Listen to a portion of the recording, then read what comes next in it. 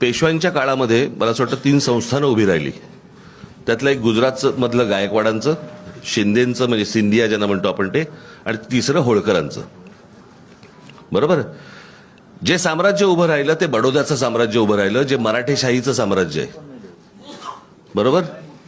मग त्या बडोद्यामध्ये सगळे मेयर गुजराती का होता तो?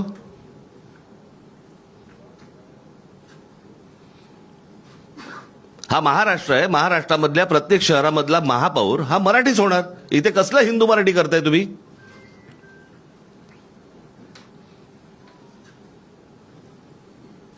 आणि मला मी त्या दिवशी म्हटलं नाही का तुम्हाला की आम्ही हिंदू आहोत, हिंदी नाही आहोत.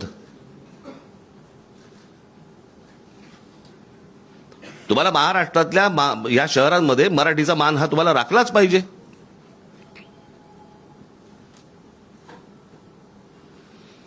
त्याच्यामुळे आमचा जो महापौर होईल तो मराठीच होणार.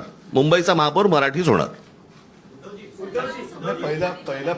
या प्रश्नाला एकच आहे, याचा अर्थ भाजप मराठी माणसाला हिंदू नाही का समजत? मराठी माणसाला हिंदू नाही समजत. मराठी जसं राज म्हणाला तसं आम्ही मराठी आहोत, अस्सल हिंदूच आहोत. आणि अगदी संयुक्त महाराष्ट्रापासून जो मुंबईसाठी लढा दिला गेला त्याच्यामध्ये आत्ताचा भाजप किंवा तेव्हाचा जनसंघ हा कुठे होता? हा कधी मराठी माणसांच्या आणि हिंदूंच्या बाजूने उभा राहिलाय?